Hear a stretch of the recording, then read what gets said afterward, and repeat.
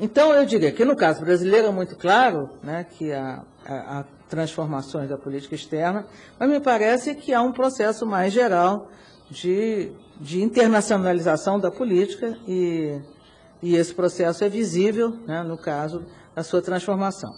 Do ponto de vista do estudo da política externa, eu acho que talvez a gente possa fazer uma distinção entre uma primeira geração, né, onde eu me incluo, né, eu e alguns colegas, e uma segunda geração, né. Eu acho que a forma de pensar a política externa, ela derivava da questão que era colocada, né. Nessa primeira geração de estudos de análise de política externa, a questão que era colocada eu acho que está expressa de forma muito literariamente relevante no título do livro do Gerson Moro, Autonomia na Dependência. Qual era a questão? A questão era, pode um país periférico do terceiro mundo ter uma política externa com um corte autonomista? Como é que pode? É possível? Né? Essa era a questão, né? Autonomia na dependência. Isso gerou, essa questão, que não, enfim, hoje talvez ela não faça mais sentido, né? Pelo menos do ponto de vista das transformações na inserção de vários desses países. Ela gerava o quê? Ela afastou, de certa forma, os analistas da própria ideia de processo decisório, ainda que o livro do Gerson era um livro sobre processo decisório, né? Na verdade, ele vai mostrar como é que a coalizão que apoiava Vargas, né, como é que a política externa de Vargas, na verdade, ela tinha muitas vezes, né, ela favorecia a sua coalizão de apoio e mostra que dentro, ele usou muito a ideia de você tinha diferentes visões dentro do Estado brasileiro sobre qual deveria ser a política, qual deveria ser nem a política, mas qual deveria ser a resposta brasileira ou a política do Brasil com relação aos Estados Unidos. Então, essa era a questão. Os estudos tinham uma natureza muito mais, vamos dizer assim, de dentro para fora. Não estavam muito preocupados em analisar a questão, tinha uma natureza mais estratégica desse ponto de vista, né?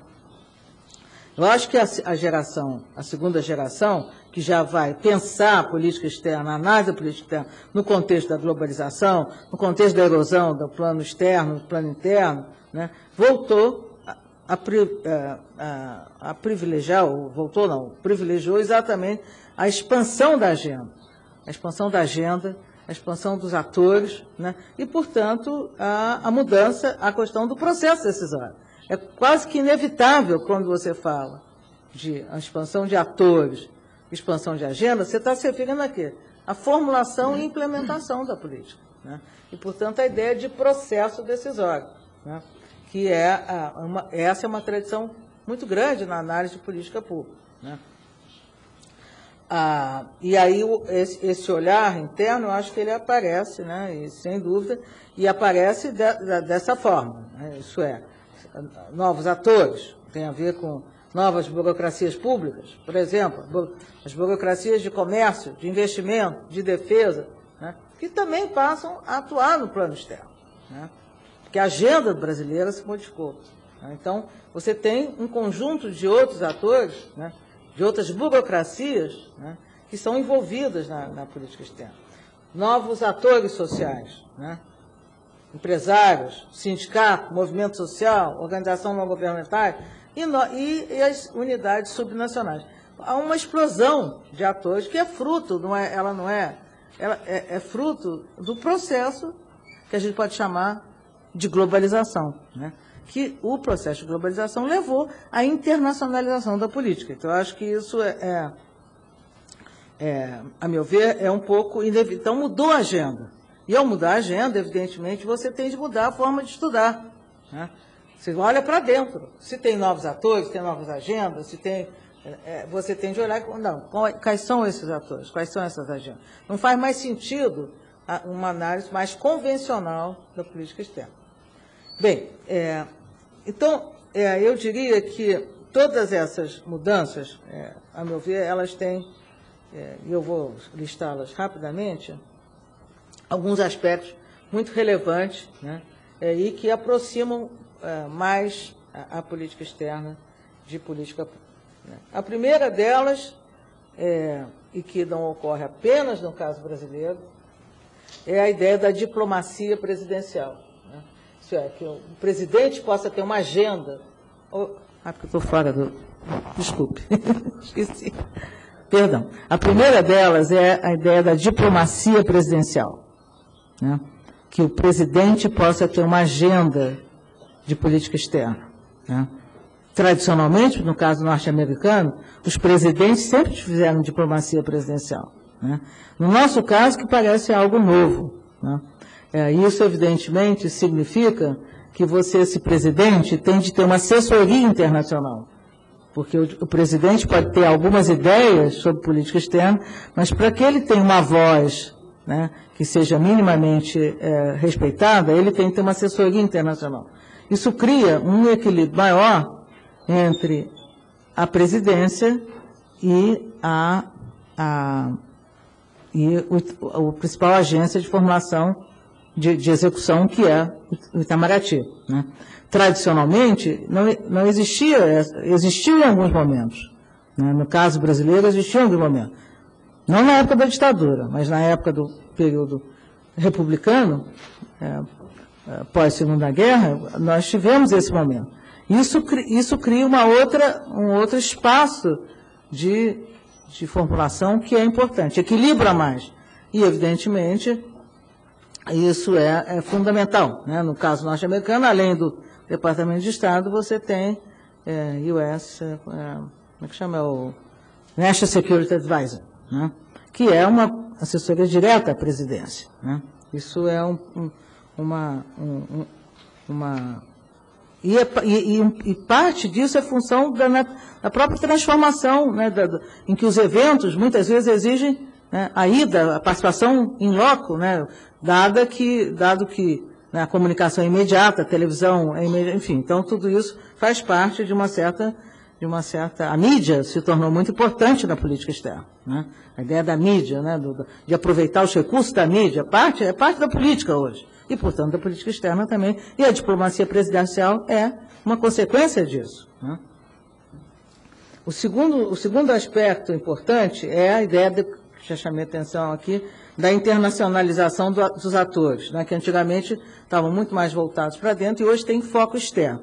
Nesse aspecto, eu acho que talvez um dos desenvolvimentos mais interessantes do ponto de vista da política externa, e que também está ocorrendo na política de defesa, quando a política de defesa passa a ter uma face externa mais evidente, é a formação do que eu chamo das novas constituencies da política externa. Né? Tradicionalmente, os estudos sobre política externa chamam atenção, já estou acabando, chamam atenção que uma das características que contribui para um insulamento das políticas públicas, como a política externa, ou a política de segurança, ou a área de informação, é que são burocracias que não têm, políticas que não têm uma constituição doméstica.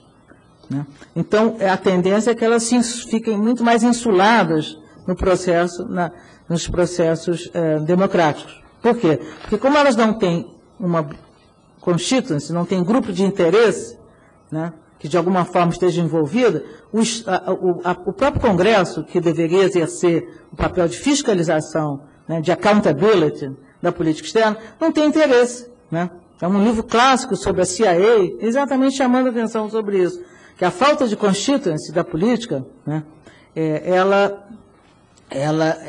ela contribui para o insulamento da política. Né? Nenhum congressista tem incentivo para exigir prestação de contas, você não tem um grupo de interesse, você não tem forças vivas na sociedade, de alguma forma, participando com interesse. Então, isso eu acho que é uma questão bastante interessante, que a tendência é que, quanto mais a agenda se amplia, é evidente que quanto mais constituição de política externa vai aparecer. Né?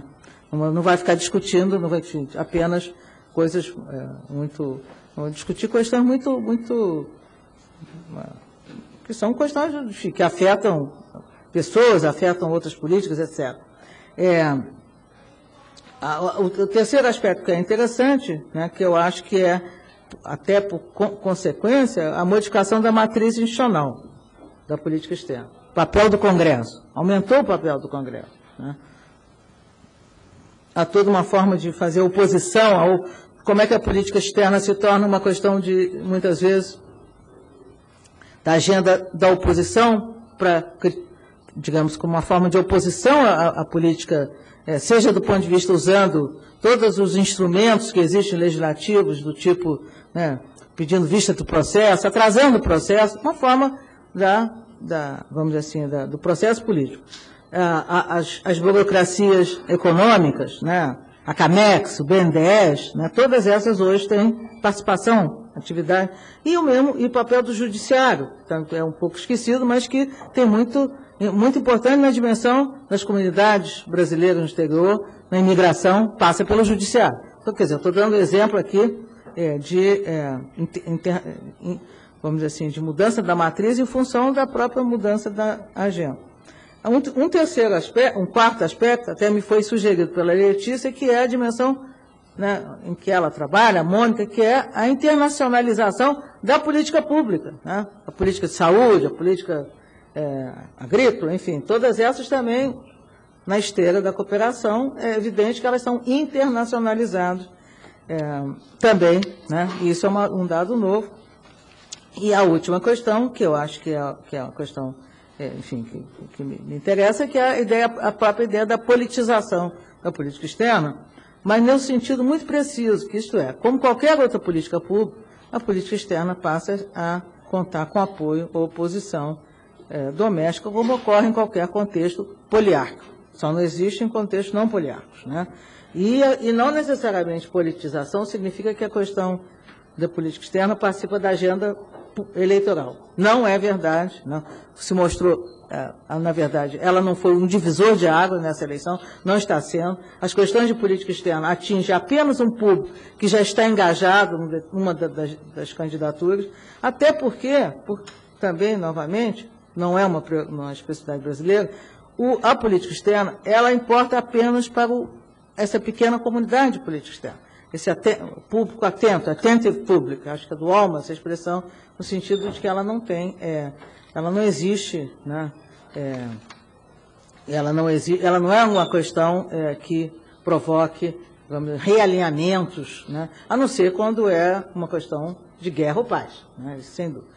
Então, eu termino aqui, eu acho que a questão do insulamento, eu acho que talvez deixou também, quer dizer, é claro que o Itamaraty vai tentar manter, vai buscar manter o controle sobre algumas áreas. Aparentemente isso já está ocorrendo, né? Já tem uma clareza, né, de que algumas áreas talvez são as áreas que o Itamaraty gostaria de manter o controle. Mas certas outras áreas em que ele, por razões históricas, teve o controle da agenda, né, isso pode mudar, né?